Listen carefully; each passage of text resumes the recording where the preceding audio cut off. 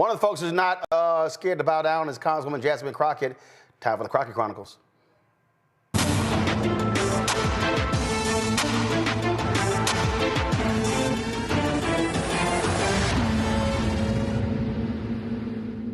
Well, they had a congressional hearing today, and trust me, Congresswoman Jasmine Crockett was not playing around when it comes to Donald Trump having his fat ass on a golf course every damn weekend.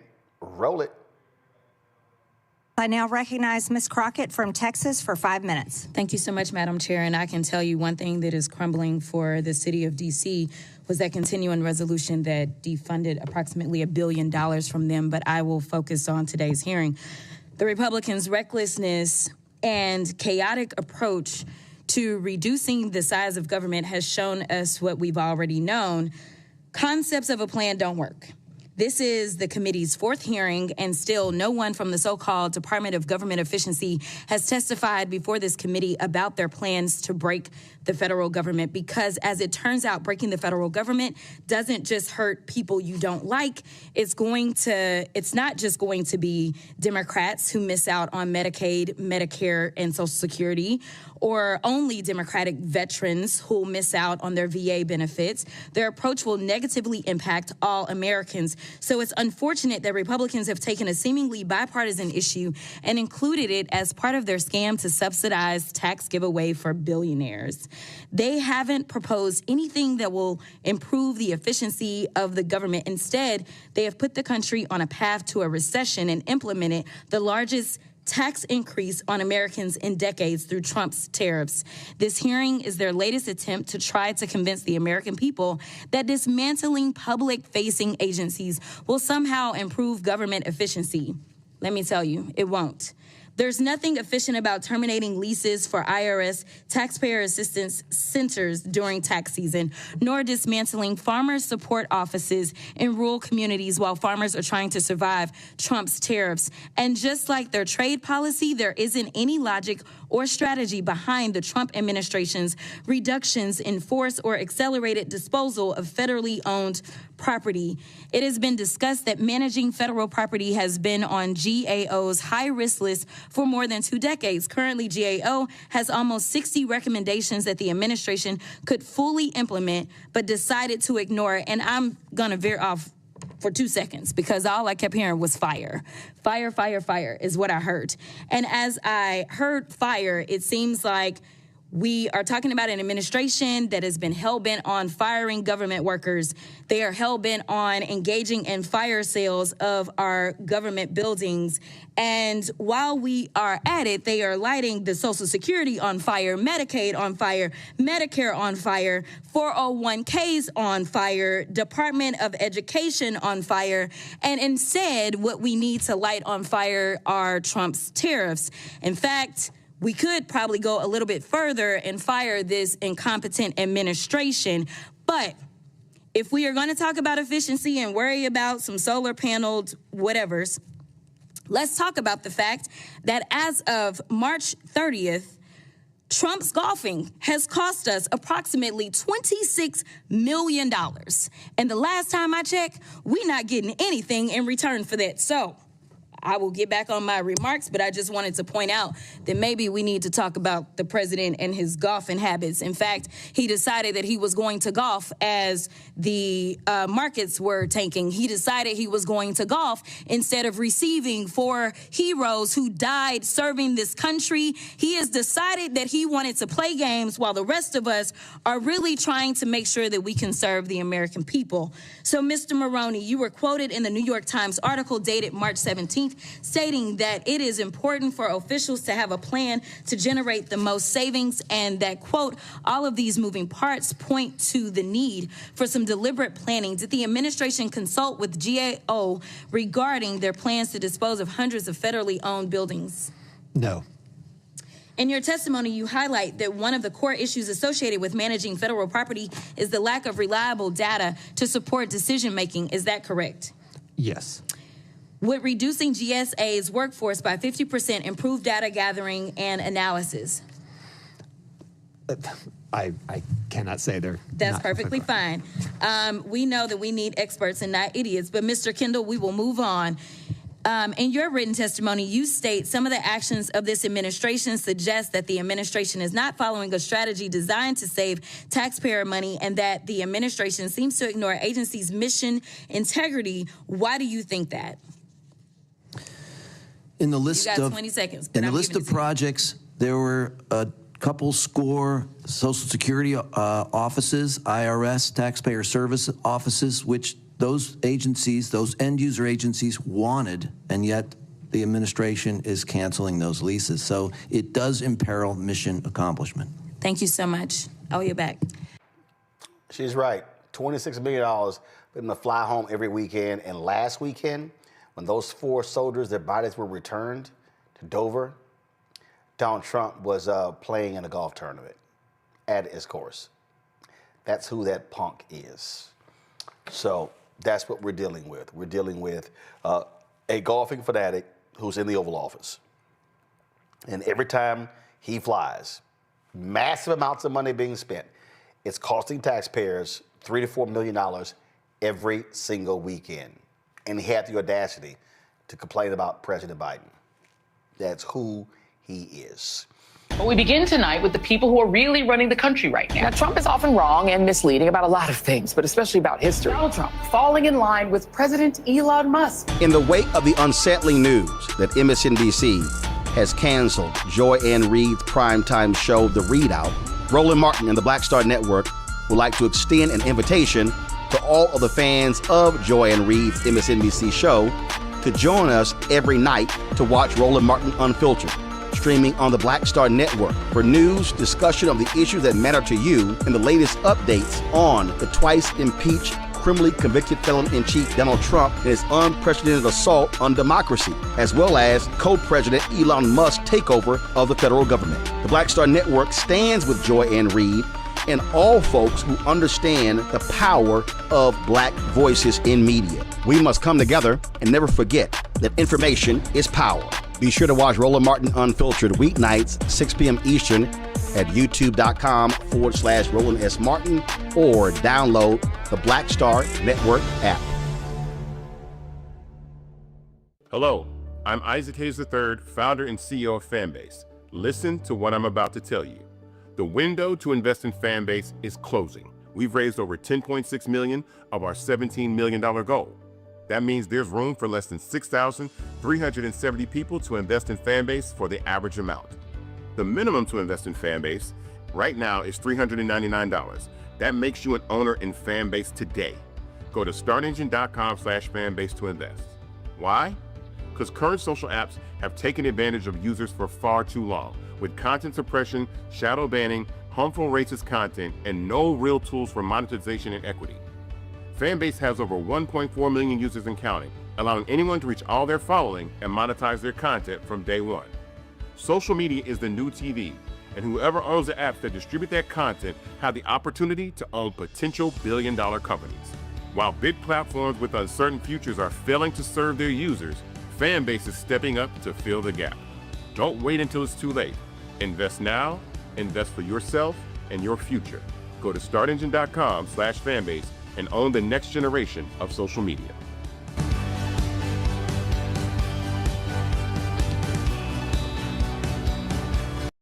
Can we be as clear as possible? MAGA stupid. I don't mean they a little stupid. I mean, these people are really absolutely positively stupid. Donald Trump ran on, I'm going to jack up tariffs. We're going to make so much money from the tariffs. And these idiots believe the twice impeached, criminally convicted felon-in-chief, the con man, who also filed for bankruptcy multiple times. See, they held him up as this amazing economic genius. Oh, he's a businessman. Oh, man, what's wrong with y'all? We're going to do so much better from him. Now, all of a sudden, we've ignited a global trade war. The stock market has collapsed. People are saying it's going to be a recession. JP Morgan raised its odds of a U.S. recession to 60%, up from 40%. Other banks have similarly adjusted their economic forecasts downward. We literally are witnessing an economic catastrophe. But, hashtag, we tried to tell you. Today's morning trading in Europe began with a sharp decline. German DAX fell by more than 6.5%. The Brits, 5%. The French, 6%. These losses are a continuation of the wave of horror, he called it Liberation Day, as a result of the tariffs. Asian markets have already demonstrated a sea of red. Japanese Nikkei at the peak was down almost 9%, and Hang Seng in Hong Kong fell by more than 13%. South Korea and Taiwan also in a deep red zone. Chinese investors are warning on a terrible Monday. And remember, he said on Wednesday, I'm going to jack up Chinese tariffs even more. The folks at Fox News are having to own up to, oh my God, what the hell is going on? Things are going bad.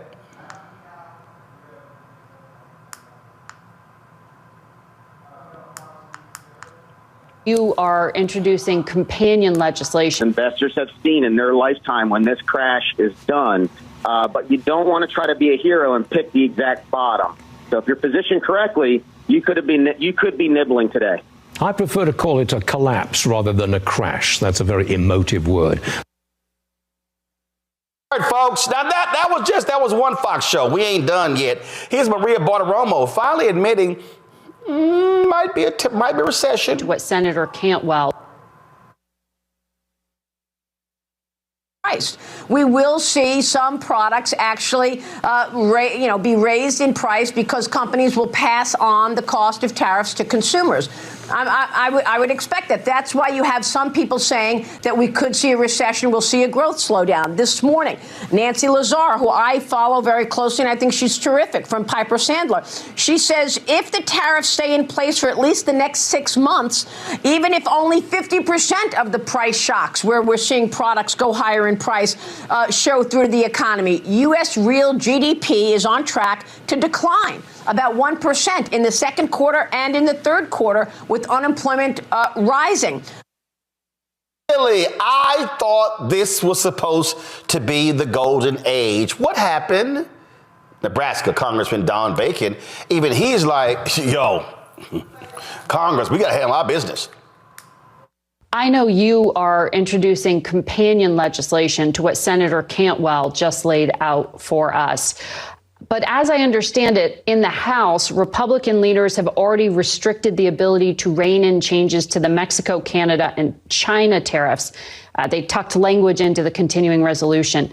Does that get in your way when you are trying to now claw back some congressional control of tariffs? Well, first of all, good morning, Margaret. Thanks for having me on. And I enjoyed listening to Senator Cantwell. I support the legislation that Senator Grassley, Senator Cantwell, we have a total of 7 Republicans in the Senate. And I have some beginning support on the House side, which we'll unveil tomorrow. It will be harder to pass this in the House, no doubt. I think if we get 60 votes in the Senate, they'll put pressure on the House to look at this. And if we continue to see the stock market go a certain direction, or if we see inflation or unemployment shift in a bad way, I think then this bill becomes a very viable bill. So it will not pass tomorrow or maybe in the next couple of weeks, but this will be in the queue that we can use. And it's time that Congress restores its authorities here. And the Constitution is clear. The House and the Senate, Congress has the power of tariffs and taxes. And we gave some of that power to the executive branch. And I think in hindsight, that was a mistake.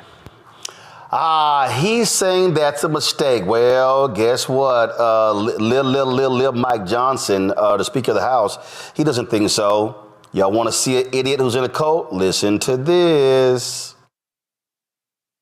We have to give the president space. His strategy is playing out. It's been less than a week, so I think he's owed that.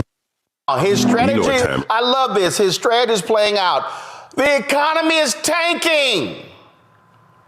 And he's like, but things are just going swimmingly well. Really? That's interesting. Congressman, Democrat leaders, Hakeem Jeffries said this. Mr. Leader, good afternoon. Thank you. Jamison Greer, the new trade representative, will testify before the Senate and House committees the next couple of days. What would be your question to Greer about these tariffs? The Trump tariffs, which are a tax on the American people, are so reckless, so unstrategic, so lacking in any sophistication that the only conclusion that one can draw is that Donald Trump and Republicans are intentionally tanking the economy. Is it because, as Donald Trump has indicated, that during tough economic times, the rich get richer and it's a buying opportunity? Those are Trump's words. Can you confirm? But what's your question to? These people literally are idiots. And, oh, he's executing his plan. I don't, what is he actually executing? I don't understand. Does anybody know what this fool is doing? And what was cracking up to me is that they literally spout lies with no backup whatsoever. Here is the liar in chief, Donald Trump, sitting in the Oval Office, lying about the European Union impact the United States. Again, what y'all about to hear is 53 seconds of utter, complete bullshit. Mr. President, you said it may take... The EU has said that they have offered 0 for 0 tariffs on cars and industrial goods. Is that not enough? Well, the EU, no, it's not. The EU has been very tough over the years. I always say it was formed to really do damage to the United States in trade. That's the reason it was formed. It was formed with all of the countries from Europe, I guess most of them, not all of them, but most of them. And they formed together to create a little bit of a monopoly situation, to create a unified force against the United States for trade. So they have NATO, which is largely the same countries, and they took advantage of us dollar-wise and militarily until I got there. You know, I was able to get $600 billion from NATO. Yeah, so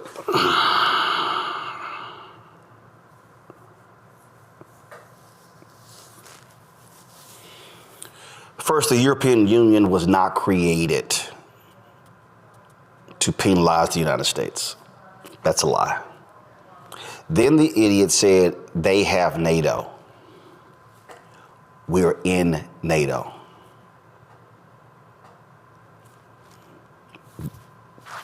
We created NATO. How about you read a book? How about you actually study something? But no, we can't do that. Then you're gonna love this one here. So Trump gets asked, you guys slapped some tariffs on some islands that are uninhabited, where penguins actually exist. But there was one country that was missing from the tariffs. Putin's Russia. This is what the Russian agent masquerading as the commander-in-chief actually said to that. Listen. A little bit about your potential meeting with Vladimir Putin. Do you still plan to meet with him? Could that happen in Saudi Arabia? And maybe you could elaborate as well a little bit on not providing tariffs on Russia, sir. So the reason we're not talking about tariffs with Russia is because we're not doing business essentially with Russia, because they're in a war. And I'm not happy about what's going on with the bombing, because they're bombing like crazy right now. They're bombing. I don't know what's happening there. That's not a good situation. So we're meeting with Russia. We're meeting with Ukraine. And we're getting sort of close. But I'm not happy with all the bombing that's going on the last week or so. I'm confused. So we have slapped significant tariffs on our allies, but not Russia. Does somebody want to explain to me why not Russia? Does anybody want to explain, what that problem is? Then you always have got to count on these really stupid people. Do you know who's one of these really stupid people? Meghan McCain. Now let's be real clear. The only reason we're even talking about Meghan McCain is because of her father. Her father, her father, her father, her father, her father, her father, her father, her father, her father. That's it. That's all. She is the poster child for Nepo babies. That's what she is. She's a Nepo baby. She's only gotten her jobs because of her father. We only know about her because of her father. That's how she got her media jobs, because of her father.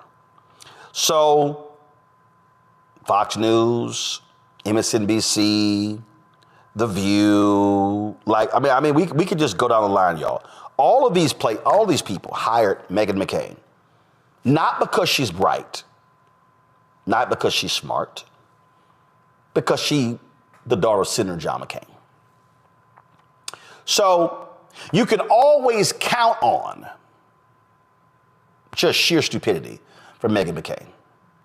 Now, when I was at CNN, Meghan McCain said she was a fan of mine. She's since gotten upset because I've criticized her because she's blocked me on Twitter. Okay.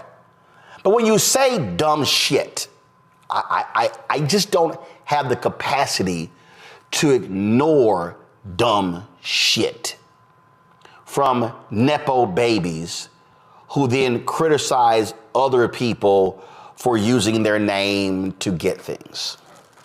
So if you want to understand the sheer stupidity of MAGA, I believe Meghan McCain says it all. Really two people, Meghan McCain and Bill Ackman, the billionaire.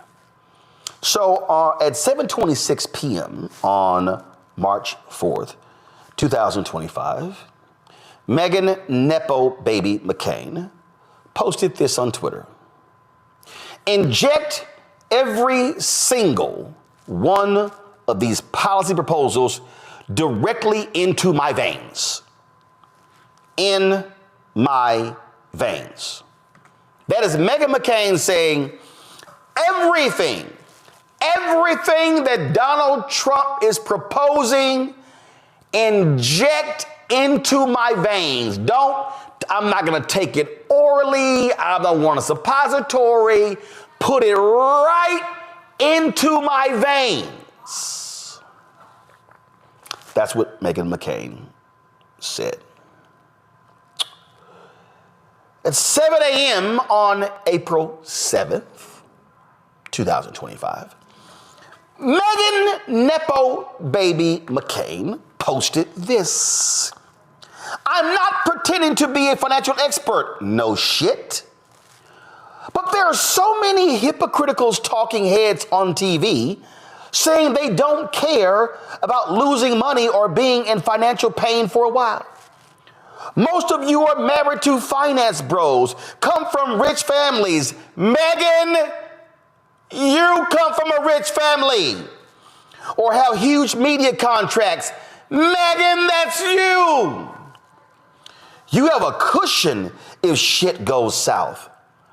One of my best friends buys her groceries for her family based on what coupons each store has.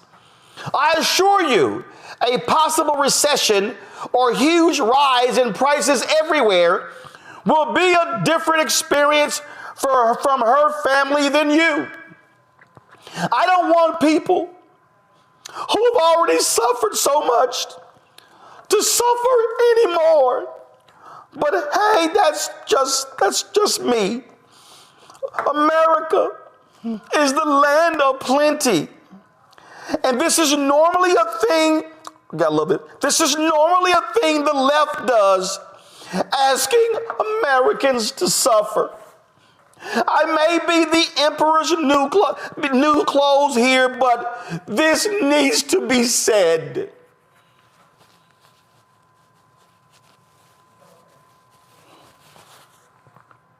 That was Meghan McCain.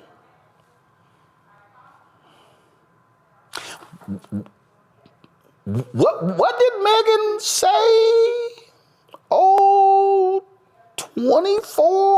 30 days earlier? Inject every single one of these policy proposals directly into my veins. That was Meghan McCain. The brilliant analyst, Meghan McCain. So she's now crying because her friend buys these groceries, and it's rough.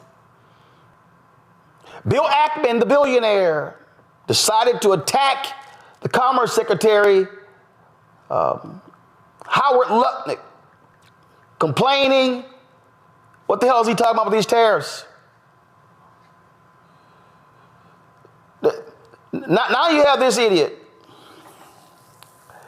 If you haven't noticed by now, I speak the truth regardless of the consequences to me personally or what other people think. Then he says, I have no anger toward Dems, just disappointment. I don't think this was foreseeable.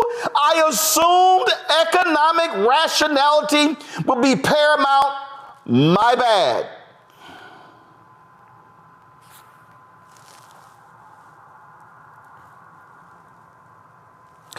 He said, y'all, I didn't see this coming.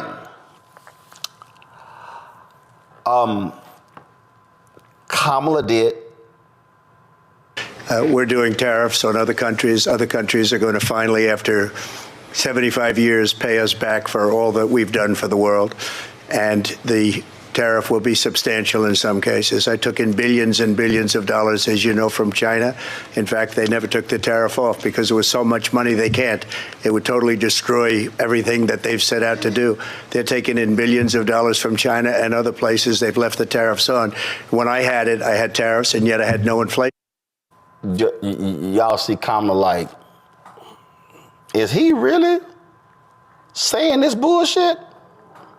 And does he actually think we are stupid enough to not hear what he's saying? Go to iPad. Are all paying a price for the policies which have resulted in the Trump trade tax. We are paying more for washing machines and shampoos. We are paying more in terms of our farmers having to eat the cost of having soybeans that they have been growing rotting in bins. We are paying more in terms of auto workers losing their jobs. It has not been smart and has not been in the best interest of the productivity and the workers of our country. Do y'all know when she said that? That was May 31st, 2019. She said that the first time this idiot was in the Oval Office. Yeah, she said that then. So this is not when she was running. She said that in 2019. So if you're Bill Ackman, how did you not see it? Because the idiot did it last time. We had to cough up $25 billion to farmers because of this dumbass's tariff policy. Okay, maybe you wanted something more recent of Vice President Kamala Harris warning America, don't elect this dumbass because the tariff was going to jack us up. Watch. Let's be clear that the Trump administration resulted in a trade deficit, one of the highest we've ever seen in the history of America. He invited trade wars. You want to talk about his deal with China? What he ended up doing is under Donald Trump's presidency, he ended up selling American chips to China to help them improve and modernize their military, basically sold us out when a policy about China should be in making sure the United States of America wins the competition for the 21st century, which means focusing on the details of what that requires, focusing on relationships with our allies, focusing on investing in American-based technology so that we win the race on AI, on quantum computing, focusing on what we need to do to support America's workforce so that we don't end up having on the short end of the stick in terms of workers' rights. But what Donald Trump did, let's talk about this, with COVID, is he actually thanked President Xi for what he did during COVID. Look at his tweet.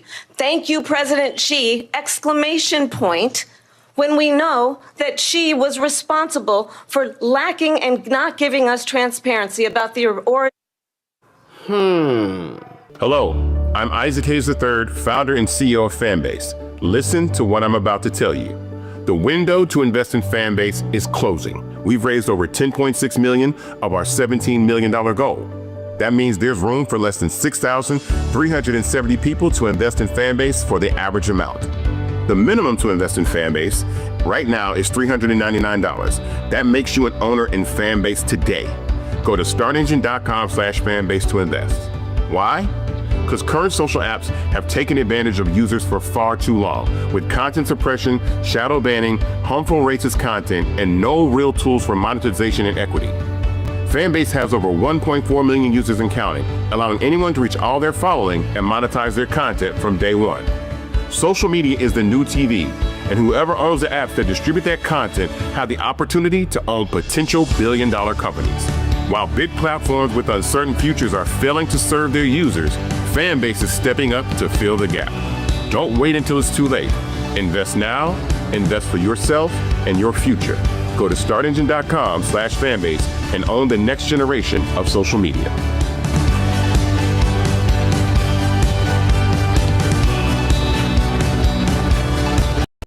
And if I had to say it every day, I need people to get this.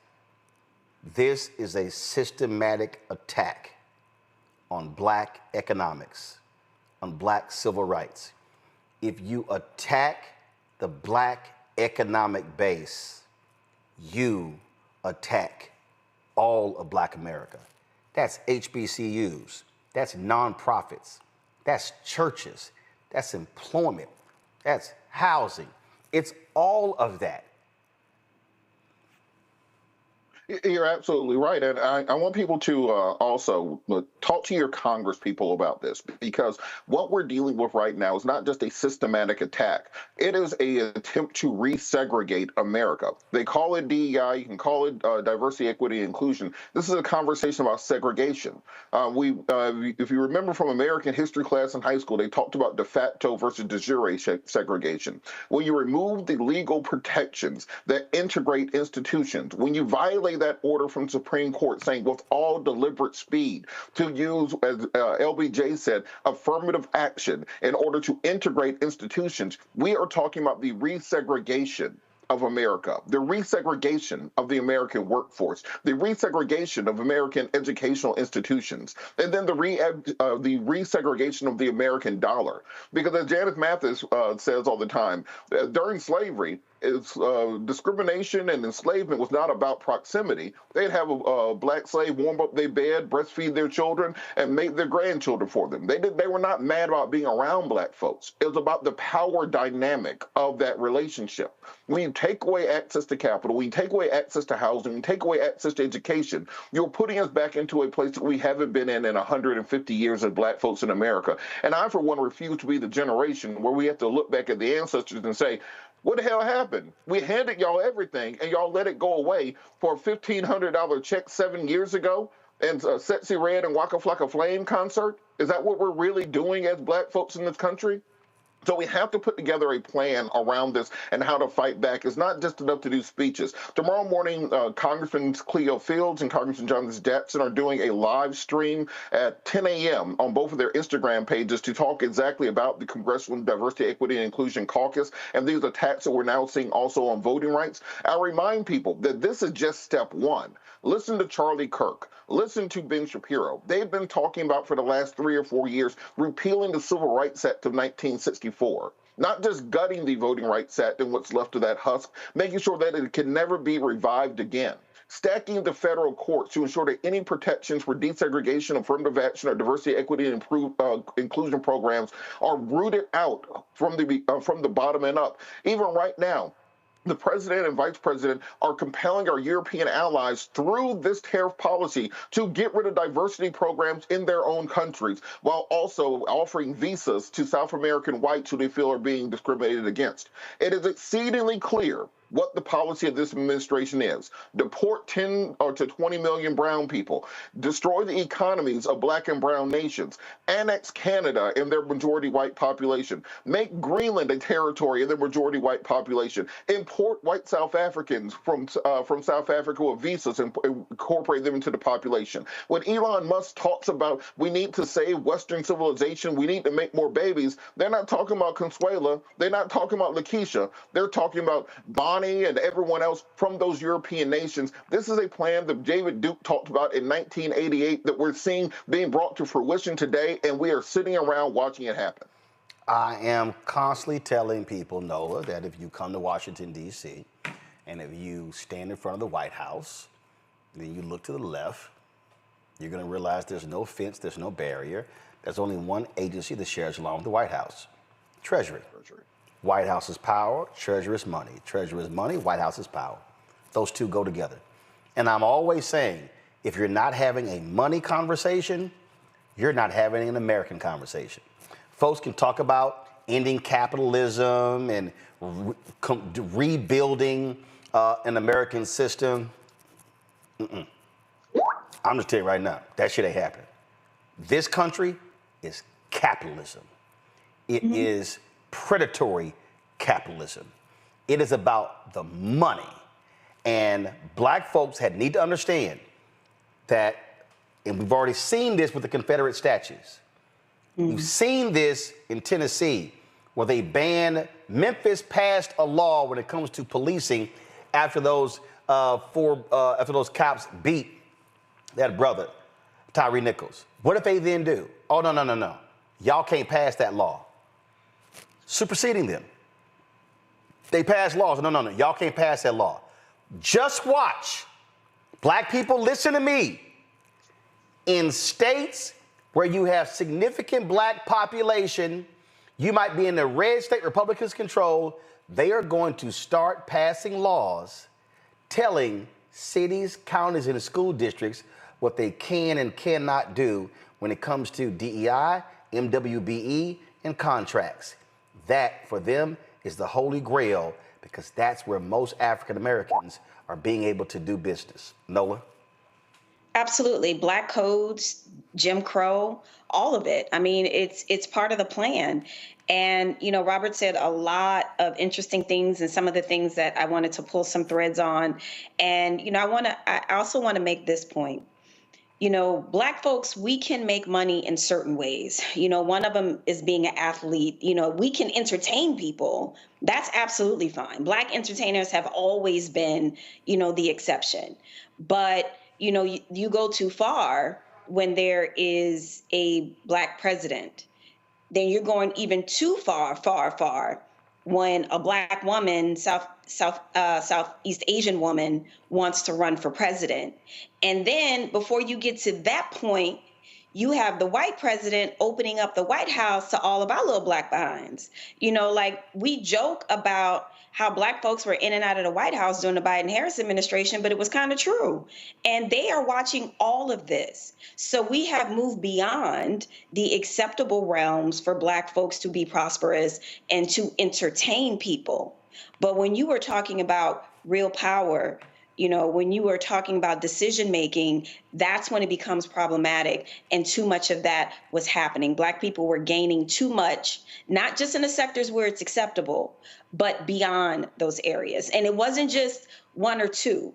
We were opening the doors and bringing in more and bringing in more and bringing in more. And being from Louisiana, David Duke, since I was a child, has been on my radar. Right. And he has, to Robert's point, has been committed to making sure that black folks, we don't get too uppity, but we got too uppity, so we had to be legally checked.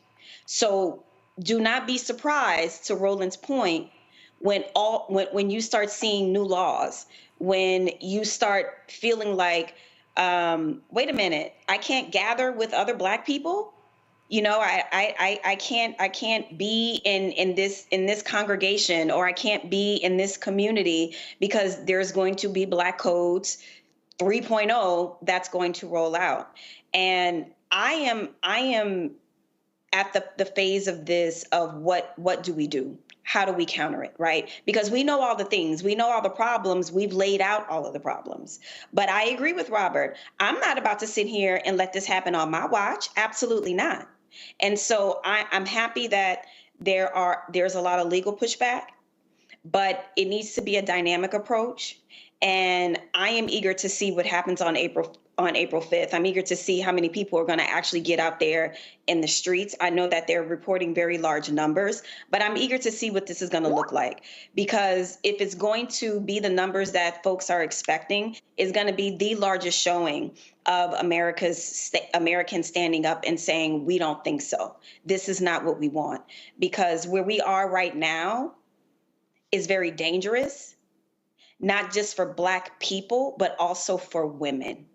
Because as Black people, as Black codes start coming back, women are legally then told we have to stay in the house for one reason or the other, right? So this time right now is crucial, and I cannot stress that enough to the viewers.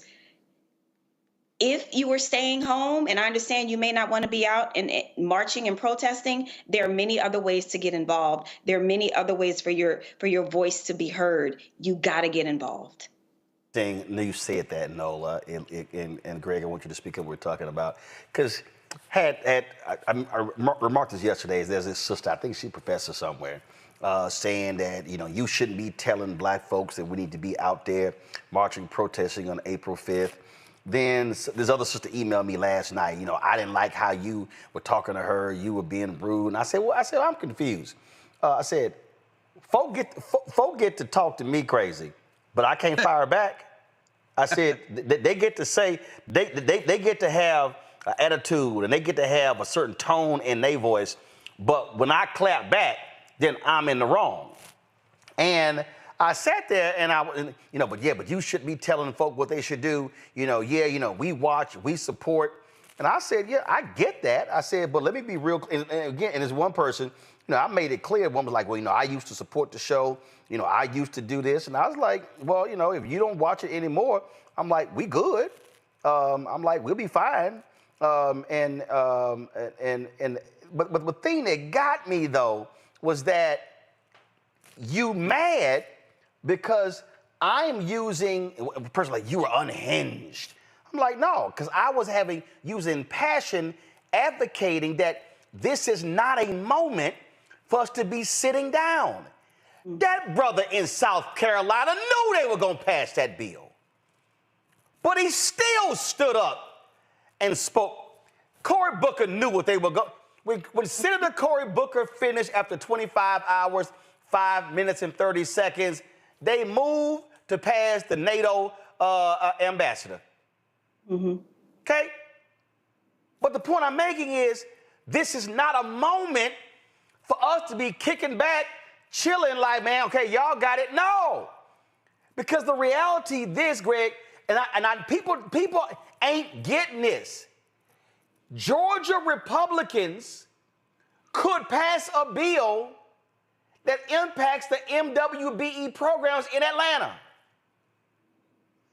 You don't get you can't call Atlanta the Mecca. You don't have, Russell Construction is on its way to becoming a $1 billion construction company. How? Because it started because a Black man, Maynard Jackson, when he was elected, Black people were getting 0.0012% of all city contracts in Atlanta. Not 1%, not 0.5%, not 0.25, not 0.10, not 0.05, 0.0012%. So these folk, Greg, think I'm not going to fire back and tell black folks I need y'all to engage? Because if they come after the city contracts and the school district contracts and the county contracts and eradicate the state contracts, we'll see what's happening on the federal level. Trump sitting here and Elon getting rid of Musk. The Florida A&M Pharmacy School is now not getting now $17 million in grants. Oh, where's that little FAMU graduate who was down there cheesing at the White House for the Black History Month? Are you fighting for your school? Are you now, that little black MAGA girl, are you now going in telling Trump what you doing? That other little girl in Atlanta who was running her mouth for MAGA for Trump, is she standing up fighting for Morehouse, fighting for Spelman? Is she fighting for Fort Valley State? Are they fighting for those schools? Hell no. So excuse me if some of y'all got a little problem because I'm a little passionate about fighting for what's ours, because the last thing we need, as Robert said, and as Nola said, the last thing we need is for the shit to go down on our watch and we sitting around fucking around at brunch and doing a boots on the ground dance while they putting that boot in our ass. That's the passion we have to have. Frankly, Roland, I would say that there is no we. There is a demographic we in terms of black people in the United States, just like there's a demographic of black people in the world. But in order for us to be a we, we'd have to think about, what do we want? What is our objective? When you look at Atlanta, and of course, here we are on the anniversary, 57th anniversary of Dr. King's mountaintop speech in Memphis. What happened in Memphis? What happened in Atlanta and Charlotte? What happened in Detroit and Cleveland? What happened in Los Angeles? What happened in New York? You know, there are class dimensions to this that we've never had to face. When we talk about economic benefits for black people, that very same Maynard Jackson administration in Atlanta did very well for black people who had access to and made it into the black upper class and the black solid middle class, but the black poor remain. Those same black poor that have a very deep critique of Andre Dickens and Keisha Lance Bottoms, whether you're talking about Cop City, you know, Robert has talked about this. I'm saying all that as a prelude to this. If you read books like War for Eternity, which is Benjamin Teitelbaum's book on Steve Bannon, the globalist, a dangerous global political operative, I embrace Steve Bannon fully because he is a full-bred white supremacist. He doesn't care about the United States as much as he cares about his imaginary race. And like Elon Musk and Peter Thiel and others, Steve Miller and others, they have a vision of trying to save themselves from what Francis Cress Welsing would call genetic extermination or annihilation, rather. They think they're preserving something in this ridiculous concept of race. But when we talk about what we want, and you talked to Representative Moore there, and he mentioned his father, James Moore, one of the Marines at Mumford Point, North Carolina, who, of course, went on to lead the NAACP there. And, you know, what were those black people fighting for in South Carolina? They were not fighting to sit next to white children in the schools. This is where we talk about Brown versus Board of Education, but we know that those early cases in South Carolina are what laid the foundation for everything that came late after. And what they wanted was equality, equal resources. And you mentioned Robert Smalls and Robert Elliott in that South Carolina legislature. And public education in the South, we know, was a black idea, as Du Bois teaches us in his book, Black and Reconstruction. And they wanted everyone to get an education.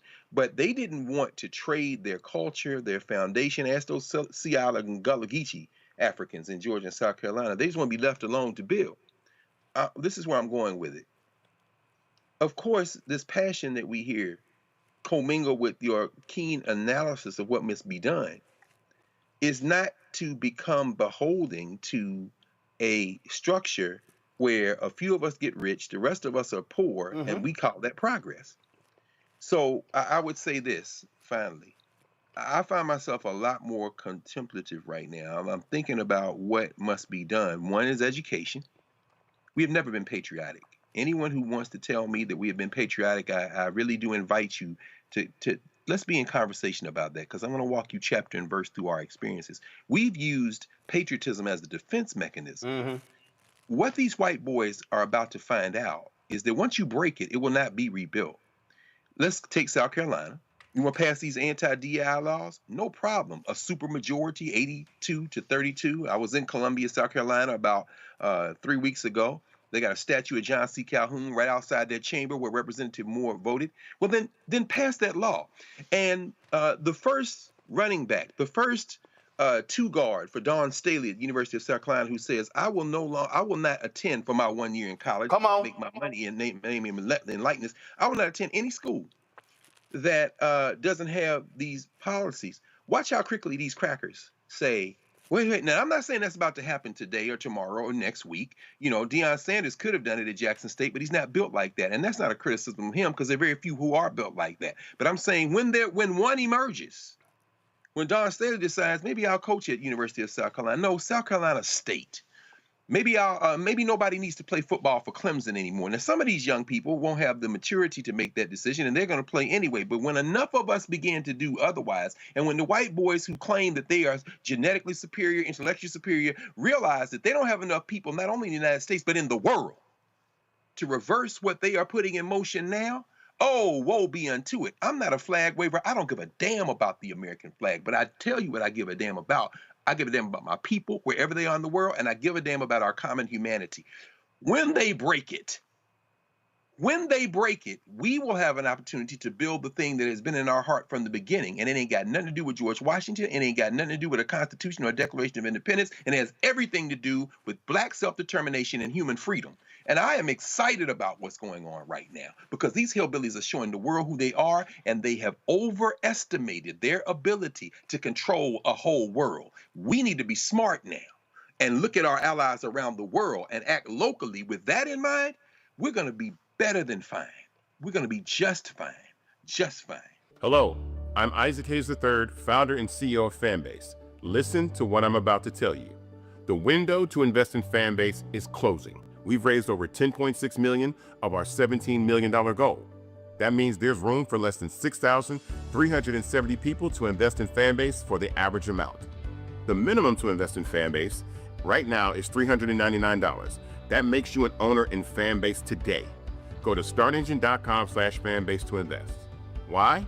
Because current social apps have taken advantage of users for far too long, with content suppression, shadow banning, harmful racist content, and no real tools for monetization and equity. Fanbase has over 1.4 million users and counting, allowing anyone to reach all their following and monetize their content from day one. Social media is the new TV, and whoever owns the apps that distribute that content have the opportunity to own potential billion-dollar companies. While big platforms with uncertain futures are failing to serve their users, Fanbase is stepping up to fill the gap. Don't wait until it's too late. Invest now, invest for yourself and your future. Go to startengine.com/fanbase and own the next generation of social media.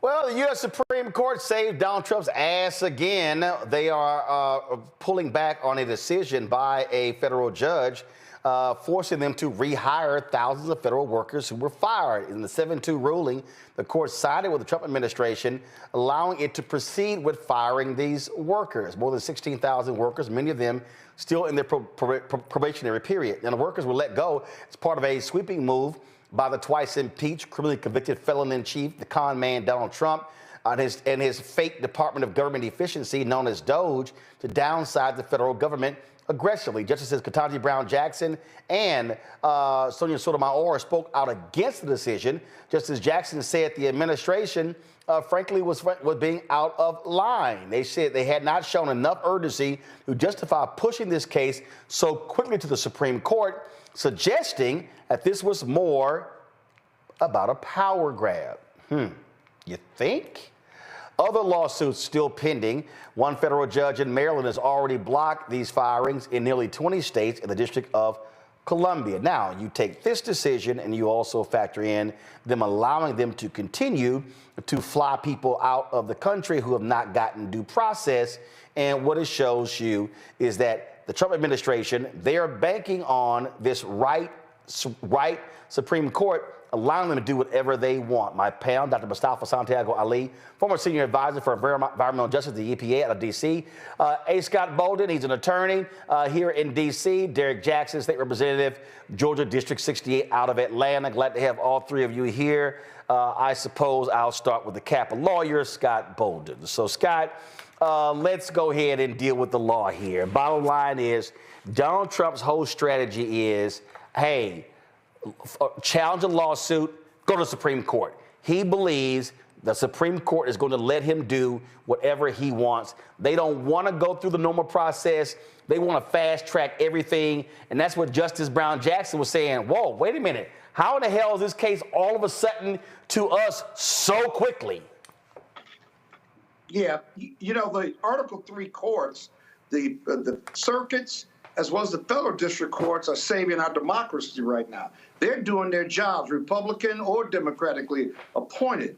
The Supreme Court seems to keep saving him, but it absolutely makes no sense when you have lower courts who are saying you simply can't do this. And so I think you're right about the strategy. Their strategy is go through the courts as quickly as possible, avoid the courts as quickly as possible, get to the Supreme Court as soon as possible, and hope that they save them. Now, in regard to the Venezuelan gangs that they transported to El Salvador, they didn't get the relief that they really wanted. No. Sorry, the alleged gang members. Yeah, many of them are alleged because at least two we know certainly aren't gang members, but they left open. See, the Supreme Court gave the ACLU some relief, saying, well, they're entitled to due process, but it was silent as to, well, where do we go from here? What does that mean going forward? But more importantly, what about the alleged gang members that are in San Salvador right now, or San Salvador prison now, and since they didn't get their due process rights? Are you going to order the government to fly them back, give them due process rights? They were completely silent, which means those alleged prisoners or those alleged gang members stay there for now. So again, that's the place of relief. That's why elections matter. And that's why the Republicans have stacked that court for this very reason. Watch the Republican administration or watch the Trump administration to take full advantage of it. And that's another dangerous weapon of theirs in regard to whitewashing and destroying our democracy. Mustafa, here's what's utterly insane. You take the case. 60 Minutes did a report showing that 75% of the people they put on planes that flew out of the country did not even have a criminal record. And so what critics are suggesting is that these people are offering no due process. What they are simply doing is snatching people off the streets, throwing them in detention facilities, and sending them out of the country. I saw this one video of a woman in Louisiana who was whining, crying, and complaining because her father, who's been here for 45 years, who was invited into the country from Cuba, guess what? They grabbed him, did not care. Well, guess what? Go talk to all those Cubans who voted for Donald Trump. This is exactly what black people and others were warning that was going to happen, that they were going to racially profile and just start snatching people up. And we're seeing this. Latinos, Muslims, you name it, and they're just sending them out of the, say, we'll deal with them later. And even in the case of El Salvador, literally fighting it and trying to ignore the judge's decision while the plane was in the air by saying, international waters, sorry, you have no jurisdiction. That's how illegal these people are operating. Yeah, you know, that they continue to not want to follow the law in any form or fashion unless it is against them, and then they want the law, they want justice to actually be front and center. You know, unfortunately, you know, our country is supposed to be founded, due process is supposed to be one of the sort of hallmark things that helps to set us apart from dictatorships across the planet. But, you know, these folks don't seem to want to follow that for some reason. And black folks, you know, as you shared, you know, we warned them that these types of things could actually happen because we went through it throughout the history of this country, where they used to just grab brothers off the street, sisters as well, and say they were just vagrants and then lock them up because they wanted free labor. So we have a history with this. And that's the reason that we were sounding the alarm. You know, you've got an administration that is a rogue administration. It is an administration that feels like that they can do whatever they want. And when you have Scott so aptly laid out, some of the district courts and some of the others that have been doing the right thing. But when you have a Supreme Court that seems to not be as concerned about justice, not so concerned about the Constitution, not so concerned about every individual's rights, then you have a very precarious situation going on here where, whether you happen to be Latino or you happen to be Muslim or you happen to be a number of other groups that they don't seem to value their lives as much, then, we've got to continue to fight, push back, highlight these injustices that are going forward, and then make sure that we have politicians and judges moving forward when we have the opportunity to have those people in place that actually want to honor the rule of law. Derek, the thing here, again, MAGA, Donald Trump, all these right-wingers, they're mad and upset that these federal judges are ruling against them, but they didn't mind when those federal judges ruled against President Joe Biden. Now they want to change the law to target those federal judges, including even impeach them. Newt Gingrich was on the Capitol Hill. We showed the video last week talking about, how one judge shouldn't have all of this power. And he was lit up by Congressman Joe Nagase by saying, I'm sorry, why were you so silent when it happened under Biden? They are hypocrites. They only want what's good for them and no one else. Roland, once again, we're sounding the alarm, right? We sound the alarm during Project 2025. We're sounding the alarm again. The whole essence of Project 2025 now, this Trump administration, is to consolidate government. This is to make sure all the powers rest in the executive branch. They don't want no safeguards. They don't want no checks and balances. They want to be able to do as they so will. I mean, think about, what we've been talking about so far this evening, and that is this whole law that they're using from 1789. The Alien Enemies Act made sure that the United States had to be declared in war. We're not at war.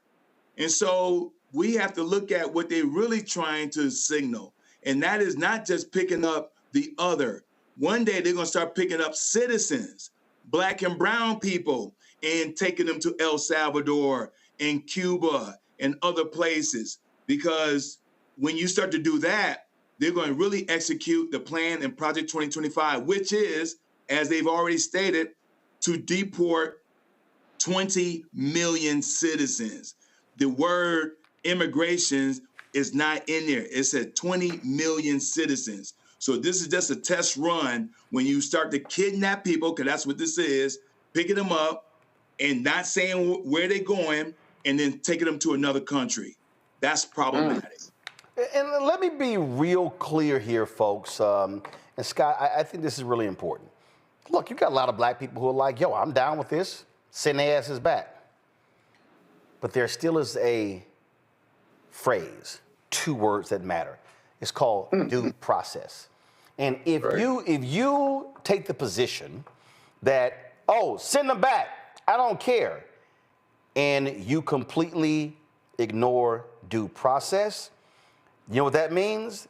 That they are going to not allow due process in other areas. Yeah, and have before, and if you believe this is the third Reconstruction, as you often talk about, then we're next on the targeted list. I joke with my colleagues about, have you got your camp number yet? Because they're coming for us next, because the black and brown immigrants who are here, they've got a target on their back. Listen, the beauty of due process is everyone's entitled to it, and when you become a target of the criminal justice system or the immigration system, you certainly do want due process.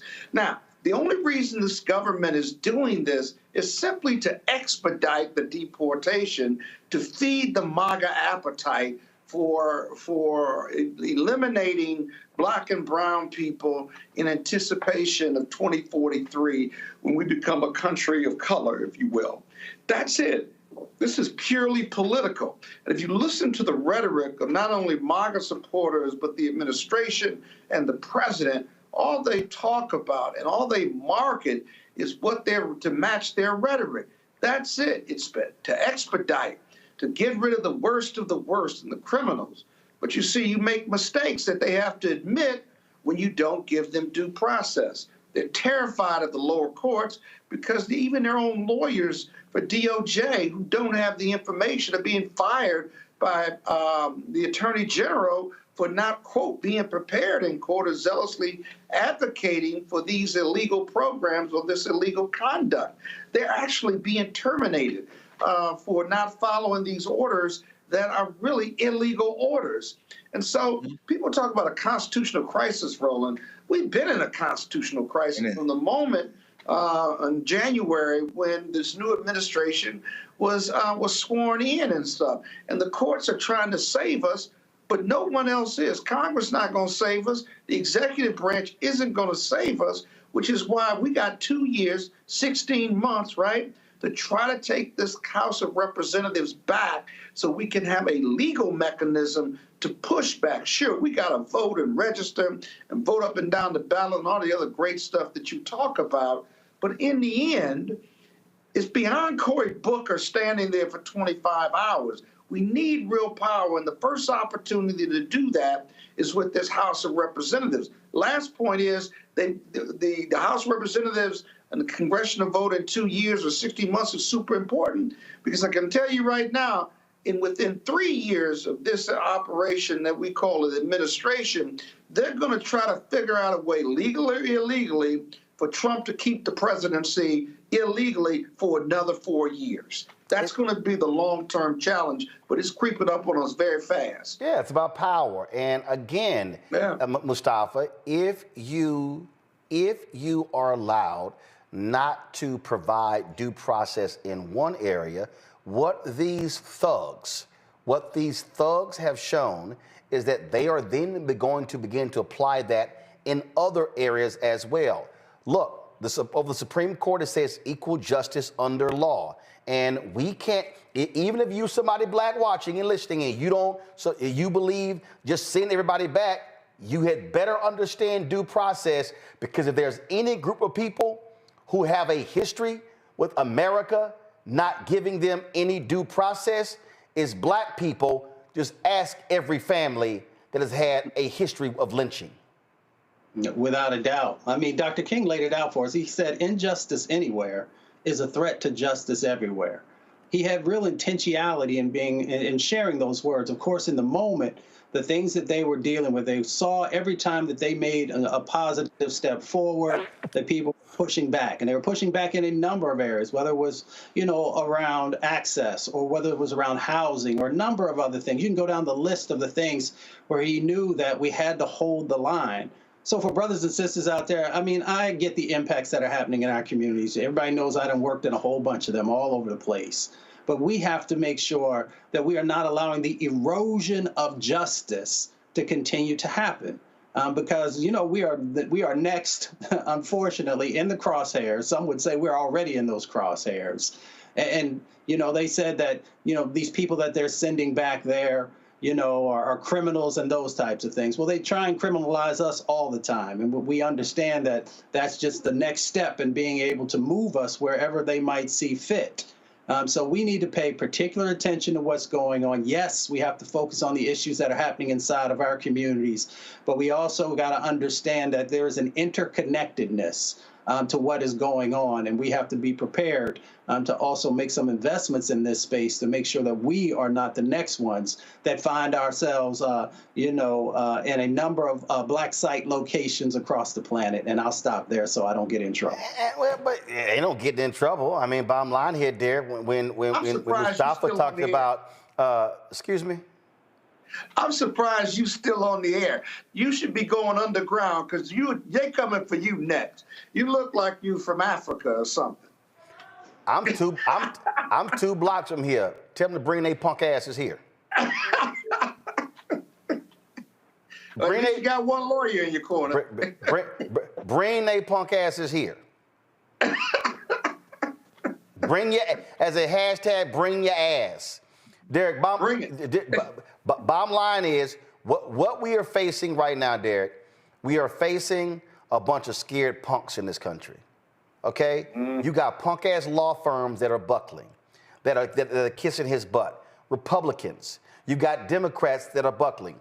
You got people who are scared to death. Oh my God. You got all these Silicon Valley folks who got more money than anybody, who are doing all they can to kiss his ass. No, this is a moment where people must stand up to the thug, stand up to the bully, stand up to the con man, and our legal warriors must be doing what they are supposed to do, fighting with using the law. These thugs, Donald Trump, thug, J.D. Vance, thug, Elon Musk, thug, Stephen Miller, thug, all of them, Pam Bondi, thug, Kash Patel, thug, Dan Bongino, thug. They do not care about the rule of law. They do not care about the Constitution.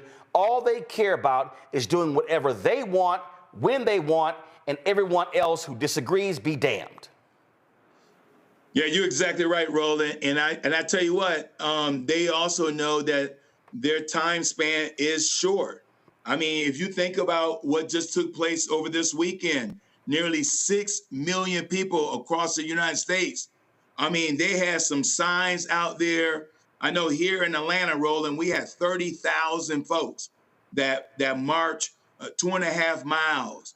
And if you read some of the signs, it wasn't saying that we want Trump. I mean, they had some very egregious words for this bully. And when you think about what also is happening in the stock market, I posted today, hey, last time I checked, DEI didn't crash the stock market. And LGBTQ transgender that did not cause for $12 trillion. You had Tim Cook, Johnny Damon, JP Morgan, all these folks now saying, oh, we didn't expect this.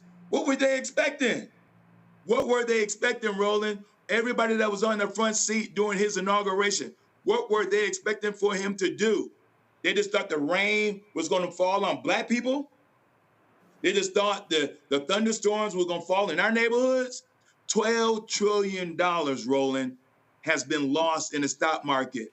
Now you have 4 Republicans in the Senate who are voting with Democrats right now saying we need to put some legislation, and forget all this litigation stuff. We need legislation. But then the Speaker of the House, Roland, he says, trust the process. But this is the same individual who will not go back to Louisiana and conduct a town hall meeting. These bullies, these thugs do not want to face the music. And the music is that those 6 million people that were marching this past Saturday, they want that ass, point blank. And they don't want to face the music. Hello, I'm Isaac Hayes III, founder and CEO of Fanbase. Listen to what I'm about to tell you. The window to invest in Fanbase is closing. We've raised over $10.6 million of our $17 million goal. That means there's room for less than 6,370 people to invest in Fanbase for the average amount. The minimum to invest in Fanbase right now is $399. That makes you an owner in Fanbase today. Go to startengine.com/fanbase to invest. Why? Because current social apps have taken advantage of users for far too long, with content suppression, shadow banning, harmful racist content, and no real tools for monetization and equity. Fanbase has over 1.4 million users and counting, allowing anyone to reach all their following and monetize their content from day one. Social media is the new TV, and whoever owns the apps that distribute that content have the opportunity to own potential billion-dollar companies. While big platforms with uncertain futures are failing to serve their users, Fanbase is stepping up to fill the gap. Don't wait until it's too late. Invest now, invest for yourself and your future. Go to startengine.com/fanbase and own the next generation of social media.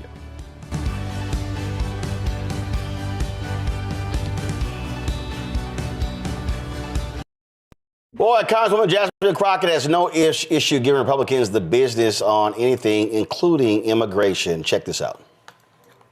Thank you so much. I just want to clarify that usually when we talk about racism in the Republican Party, it has to do with things like deleting the history of Jackie Robinson, deleting the history of Harriet Tubman, or deciding that the Tuskegee Airmen should be deleted, or maybe just defunding the African American Museum. The list kind of goes on and on and on, but I am not here to talk about why they are racist. I am here to talk about some other things as it relates to immigration. So let's get to that. you know, it's interesting because we got all these theories. I don't know why we put up with getting data and facts if we just gonna sit here and talk about how we feel. So, you know, maybe we can inject some facts into these feelings. I'm not really sure.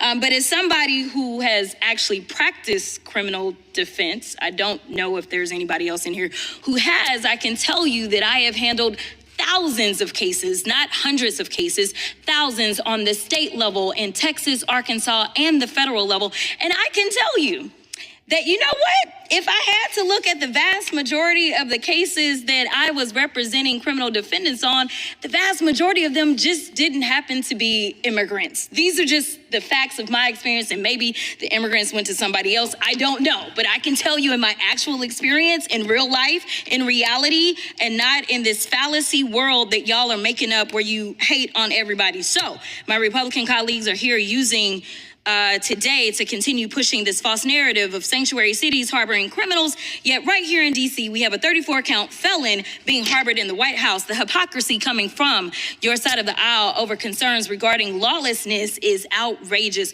Right now, House Republicans are conducting town halls with constituents lying about our legal system. That, quote, there is no due process if you come here illegally because you violated the law. That immigrants, quote, are not entitled to due process. Nowhere in the Constitution does it say that. We all want to live in a country where we respect the law. So I'm a bit surprised that Republicans aren't up in arms with Trump detaining and deporting U.S. citizens and people who are lawfully present here in the United States. What Trump and ICE are doing is a disgrace, and it's all being done without respect for our laws. For example, Mr. Neri Alvarado, a Dallas-based baker, was arrested and deported to El Salvador prison for having an autism awareness tattoo in honor of his 15-year-old autistic brother.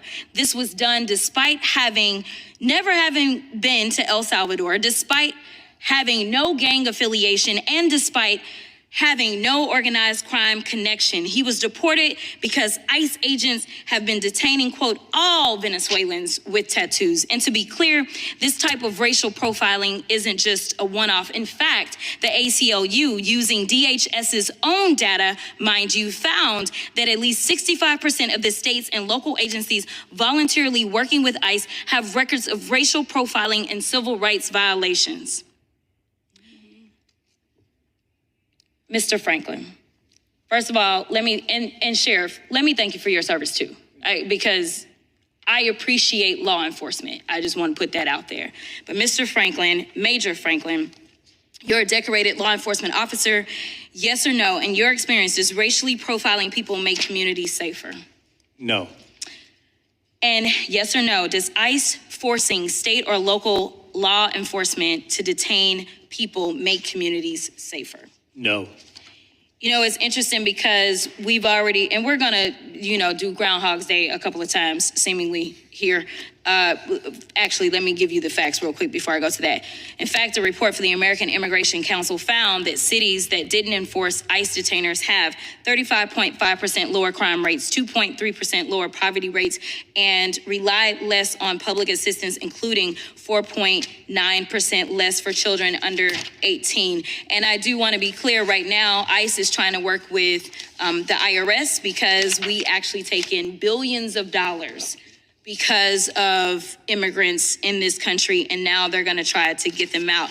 And I'm going to tell you that the biggest issue that we have, I really don't think this should be a partisan issue, so I'm going to agree with my Republican colleagues. I think that we all should want to be safe in our communities. The problem that we have is that we have an incompetent administration, that everything that they touch turns to shit. Because what they do is they take a wide sweeping brush and they have decided that the enemy is now going to be immigrants instead of taking a scalpel. That's all we're asking, is to be exact in what you're doing instead of taking a sledgehammer to everything. Thank you, and I will yield. What is happening is racial profiling is literally going on. Andrew, it is happening before our very eyes. Lawyers are fighting this, and this thing is even worse. These people are literally talking about, I'm going to show you this here, and for all the black folks who are like, man, ain't got nothing to do with us. No. Watch this here. Rubio says El Salvador offers to accept U.S. deportees of any nationality, including violent American criminals. These people literally are going to try to deport American citizens. Yes. That is just so disheartening. First, I want to say Jasmine Crockett is one of my favorite politicians of all time. The truth that she speaks unapologetically is something that I think we can all learn from. Me as a lawyer and being able to speak up and even sometimes open courtrooms and speak for someone's rights and see her do it on a grand scale is just so inspiring. But, you know, what we're going to see is a lot more people running from the police, a lot more dangerous situations. Someone gets pulled over for going 20 just by the sheer fact that they look Hispanic or they look of a certain national origin. They're automatically going to say, even if I have all my papers, even if I am a U.S. citizen or I'm here legally with some kind of visa status, I am going to run from the police. And you're putting police officers in danger now, right? Because you're telling American citizens that you can be sent, just like the slave trade, you can be sent to another country simply because you look like a certain type of person. And the other side of this is going to be unreported crimes. How many people are going to be taking advantage of these communities because they know, well, if you report what I did to you, you know, if you report that I didn't pay you or if I did something violent to you, if you report it, then they're going to send you to a country you've never been to before, right? So you better keep your mouth shut. Right. And Black people, please stop saying, I'm glad that it's not me. I know we've dealt with it for decades. We're resilient people, but please stop saying that it's not about me, because it is. Because of the fact that we've been through this, because of the fact that we've endured this, we should have a unique view and empathy for these other races and nationalities that are now going through with this. We had the same thing when 9/11 happened, right? Everybody that was Muslim and Arabic, they were targeted. Now we're seeing it happen to our Hispanic friends. And you think that these white folks can tell a difference between someone from El Salvador, someone from Colombia, and someone from Puerto Rico? No, they're snatching everyone up. And the last thing I'm going to say before I yield the floor back to you, Roland, is, you know, the people that I'm most disappointed in are my Hispanic friends that voted for Donald Trump. And then when they get arrested and deported, they say, oh, I didn't think that he was talking about me. So just in case anybody is confused, and y'all go like, oh, I think he's making that up. No. This is the idiot press secretary, Carolyn Levitt, literally confirming, yep, we're going to send Americans out the country. Listen. Go ahead. Over the weekend, President Trump said that he would be willing to have U.S. citizens deported to El Salvador with the cooperation of President Bukele. How would that work legally, and how many people would potentially be available for that operation? So the president has discussed this idea quite a few times publicly. He's also discussed it privately. You're referring to the president's idea for American citizens to potentially be deported. These would be heinous, violent criminals who have broken our nation's laws repeatedly, and these are violent repeat offenders in American streets. The president has said if it's legal, right, if there is a legal pathway to do that, he's not sure. We are not sure if there is. It's an idea that he has simply floated and has discussed very publicly as in the effort of That's a whole lot. Trust me, Joy, they're going to do it. They're going to do it. Yeah, they're definitely going to do it. The Supreme Court is already contemplating. Sonia Sotomayor, in one of her opinions, has already said, you know what, this is coming. They understand that this is where this is going. And let's be clear, It's a sliding scale on what is a violent offender, what is a repeat offender. And also mistakes can happen, as we're seeing in Maryland. And once a mistake happens, it'll be difficult to get you back. And then, my goodness, if you are a dual citizen, if you have citizenship in another country, it can also be difficult to get you back. The government can feign some kind of confusion as to who you really belong to. This is going to happen. This is happening with legal residents right now. And yes, to my colleague's point, the communities that are vulnerable, whether they are undocumented, whether they are here legally but are not citizens, and when you are here legally and you are not a citizen, you are typically afforded all the rights and responsibilities of citizenship with the exception of voting, right? You're not able to vote, but you are given the same constitutional protections. And sometimes for undocumented persons, you're given the same constitutional protections. So, ultimately, we may prevail in the courts, but in the meantime, there are going to be people who are lost in the sauce, who are lost in the system, and there are going to be people who are afraid, and they are going to limit their own activity because they are afraid of what might happen to them. I have friends who are law professors who've spoken out against Israel, and they are legally here, married to United States citizens, have their green card, but they are not citizens.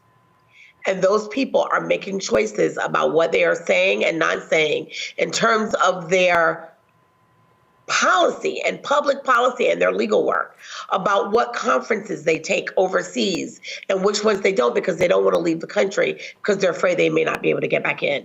It's already chilling speech. This is as intended. And it's going to now open people up to criminal derision, people who are exposed to criminal enterprises and activities, because all people have to say is, you know what? You have family members who are undocumented. You have a green card. Right. You know what? You're a citizen, but you're poor and no one's going to listen to you. Hey, Michael, on that particular point right there, lawyers are even shocked. They're just snatching student visas. Yes. Students are like, what the hell did I do? Like, nah, you ain't coming back. Yeah. This is what dictators do. This is what we were warning people about before the election. But two quick points here. First of all, this is not the first time in history where American citizens have been deported illegally. It happened in the 1930s during the Great Depression. Up to 1.8 million people of Mexican descent were deported to Mexico, and estimates are 60% of them were American citizens who were here legally. And it started under Herbert Hoover, continued under President Roosevelt, and Herbert Hoover had a campaign called American Jobs for Real Americans. And what they were saying was, but these Mexicans were taking jobs away from white people, and they were deporting them back to Mexico. And then when you talked about when Representative Jasmine Crockett talked about the IRS, ICE wants to get hold of records of undocumented immigrants with the IRS, because contrary to popular belief, undocumented immigrants pay federal taxes. And the Yale Budget Lab estimates that in 2023, unauthorized immigrant workers paid $66 billion in federal taxes, with roughly $43 billion of that taking the form of payroll taxes that fund Social Security and Medicare. So this is way beyond the pale of what many people thought Donald Trump would do. But this stuff is laid out in Project 2025. But first of all, it was almost 1,000 pages. Folk didn't read it. But here's the other deal. It didn't even matter. They kept saying, I don't think they're going to go that far. Yeah, they were. They spelled it out. They told you they were going to do it. And people are like, well, no, Trump said he that's not his plan, and so it's not going to happen. Okay. All right. Y'all believe the liar who lies about lies.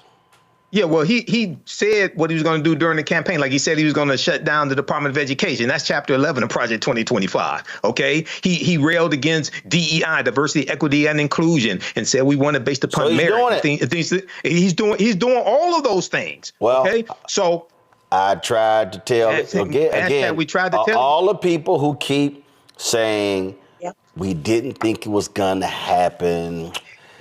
Damn, it's actually happening. Well, we tried to tell you it was going to happen, but now you didn't believe us. So now what? Hello, I'm Isaac Hayes III, founder and CEO of Fanbase. Listen to what I'm about to tell you. The window to invest in Fanbase is closing. We've raised over $10.6 million of our $17 million goal. That means there's room for less than 6,370 people to invest in Fanbase for the average amount. The minimum to invest in Fanbase right now is $399. That makes you an owner in Fanbase today. Go to startengine.com/fanbase to invest. Why? Because current social apps have taken advantage of users for far too long, with content suppression, shadow banning, harmful racist content, and no real tools for monetization and equity. Fanbase has over 1.4 million users and counting, allowing anyone to reach all their following and monetize their content from day one. Social media is the new TV, and whoever owns the apps that distribute that content have the opportunity to own potential billion-dollar companies. While big platforms with uncertain futures are failing to serve their users, Fanbase is stepping up to fill the gap. Don't wait until it's too late. Invest now, invest for yourself and your future. Go to startengine.com/fanbase and own the next generation of social media.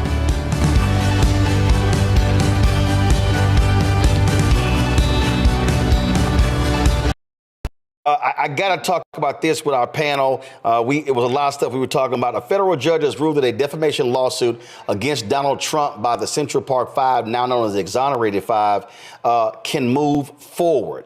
Now, remember, five black and Latino teens, Yusef Salaam, Kevin Richardson, Raymond Santana, Antron McCray, Corey Wise were wrongfully convicted in 1989 when a white jogger said she was attacked in Central Park. They were blamed. They went to jail. They were later exonerated. It was a $40 million settlement with the city of New York City, and Michael Bloomberg did not want to do that settlement. Let's just be real clear. Donald Trump took out a full-page ad saying that they should have gotten the death penalty if that was the case in New York State. He was asked in 2020 as well, in 2016 presidential campaign, and in the 2024 campaign about it. And guess what? He wrongfully claimed they pled guilty and that someone was killed during the attack. None of that was true. Judge Wendy Beetlestone ruled that Trump's statements could be proven false and that it's possible he knew they were false when he said it. This is what should happen. Keep that pressure on, Greg, and hold his ass accountable for lying. Absolutely. That's a victory. Absolutely. And because the judge did dismiss the intentional infliction of emotional distress and a defamation by implication theory, but the core argument was upheld, and yes, they're going to keep going forward. He's beginning to lose in the courts. Talking with Cliff and Latasha, it reminds us. We saw while we've been on the air, the Supreme Court said, hey, they upheld the district court ruling that says you got to bring that guy you sent out of the country back. Yep. They sent it back to the district court to determine what that process might be. There's some language that needs to be worked out. But all these sensationalist headlines in the white media, Trump wins the Supreme Court, Trump wins the Supreme Court. They have not ruled on the merits on any of these cases. This is the first one they ruled on the merits, and they said, you got to bring him back. We've got to fight. Exactly what Cliff and Latasha said, Roland. Absolutely. This is why you cannot give up. To Greg's point, Supreme Court requires the Trump administration to facilitate the release of immigrant Kilmar Abrego Garcia. And this was family members speaking outside of Supreme Court. It's been 28 days since I lost on my husband. Since his children hugged him, since his mother kissed him, since his brother has talked to him. Court ruled that indeed this should have never happened. The rule that my life partner Kilmar should have returned home 50 hours ago. But here I am again today, standing before you, pleading that you continue to uplift his story and remember his name, because the Trump administration and the Bukele administration continues to delay the reunification of my family.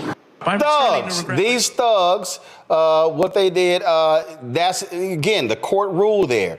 And Reese, I want the Exonerated Five to keep that pressure on his behind. I want them to hold him accountable. And I want a jury because the judge said now it goes to a jury to rule against him and force him to pay fees because he knew he was lying. He knew he was full of shit. And guess what? And they win, just like E. Jean Carroll, every time he defames them, take his ass back to court. Yeah. Well, you know, Donald Trump has been very litigious if anybody says anything about him. So absolutely keep that same energy. As soon as he open up his mouth and fix his mouth to say something that's a lie, sue his ass. I'm actually very much relieved that this court is allowing this to move forward simply because it seems as though many of the rulings have been that Trump can do whatever the hell he wants to do to whoever he wants to do and ain't nobody gonna check him, boo. So I think this is a huge win regardless of what the ultimate outcome is. I don't know if Trump is paid off anybody. He done been market manipulation and meme coin and all kind of shit. So you would think he would have had the money by now to pay other people off, and whatever they can get from him, get every single last penny. On the subject though of the Maryland father, this is a situation where this administration knew that he should not have been deported, fought tooth and nail to keep a man that they knew should not have been deported in prison in shithole conditions in a country that they kidnapped and deported him to. And not only that, they fired or they reassigned the attorney that admitted the truth in court, which is that this person should not have been deported. It was an error. And so my message has to be, because I'm sure, Roland, you see this all the time and with the trolls. They not foundational Black American. This ain't got nothing to do with us. When this administration knows that you have a legal right to be in this country, be it whether you're a citizen, whether you have a green card, which they're revoking left and right, whatever your status is, if they know that you have every right to be here and will still haul your ass in a plane to a fucking colony and say, too bad, so sad, that's something that impacts us. Because these people don't have any sense of duty to getting their actions right, because no humans involved is what they see. Unless you don't see no white men with blonde hair, blue eyes getting this treatment. Well, actually, they are messing with some of these Russians and other people, all the other Europeans. But I'm just saying, the moral of the story is that they have already signaled that they will love to deport American citizens in prisons. Oh, we're going to get the worst of the worst and all kind of stuff. But when they're doing these things that they're supposedly doing out of safety, they don't have any sense of carefulness in who goes. So it could be you, it could be your daddy, it could be your nephew, your brother. They can't get us all, but it could still be you. Absolutely. Listen, he wants to sue NOLA. Guess what? You fire right back and haul his ass into court and hold him accountable. And we already know he is a twice impeached, criminally convicted felon in chief. Let's add, like we already know, a lying asshole to it. Absolutely. And you know what? Even if SCOTUS did this out of self-preservation, because they understood that he was coming for their power. And it was 9-0. It was a 9-0 ruling. Go ahead. Exactly. 9-0. So even if this was done out of self-preservation, I think this is going to be a seminal case when we look back at this time through history, because if they would have ruled on the side of Trump, that would have been carte blanche. I mean, he already sits there with that little pen scribbling his name, you know, and those little photo shoots they hook up for him with him not knowing what he's signing. But that kind of unilateral power, that dictatorial rule by, edict, all of those things, the Supreme Court today, they kind of snatch back a little bit of their power by saying, no, you cannot unilaterally do anything that you want to do. And you have to also follow the law. And just snatching people up just because they have melanin and that seems to bother you, even going all the way back to the Central Park Five. I mean, these are faceless human beings. for Donald Trump and his ilk. You know, they could care less about this woman, you know, pleading to the country about, you know, her partner being gone for 28 days. They could care less. I even want to say that I saw, you know, some footage of them basically kind of shrugging it off like, well, it's kind of collateral damage. Oh, well, these people, they don't distinguish between, you know, melanin and non-melanin. We are not human beings. We are not people, you know, so they could easily round this man up. They could easily make up some stuff and say, you know, all of us sitting here that, you know, send us back to Africa or to the Caribbean, or you know what I'm saying? Like that FBA, all that stuff, that does not guarantee your safety at all. You know, so I am really happy that the Supreme Court adjudicated the way that they did, because it sends a loud message that you cannot rule unilaterally. Hello, I'm Isaac Hayes III, founder and CEO of Fanbase. Listen to what I'm about to tell you. The window to invest in Fanbase is closing. We've raised over $10.6 million of our $17 million goal. That means there's room for less than 6,370 people to invest in Fanbase for the average amount. The minimum to invest in Fanbase right now is $399. That makes you an owner in Fanbase today. Go to startengine.com/fanbase to invest. Why? Because current social apps have taken advantage of users for far too long, with content suppression, shadow banning, harmful racist content, and no real tools for monetization and equity. Fanbase has over 1.4 million users and counting, allowing anyone to reach all their following and monetize their content from day one. Social media is the new TV, and whoever owns the apps that distribute that content have the opportunity to own potential billion-dollar companies. While big platforms with uncertain futures are failing to serve their users, Fanbase is stepping up to fill the gap. Don't wait until it's too late. Invest now, invest for yourself and your future. Go to startengine.com/fanbase and own the next generation of social media.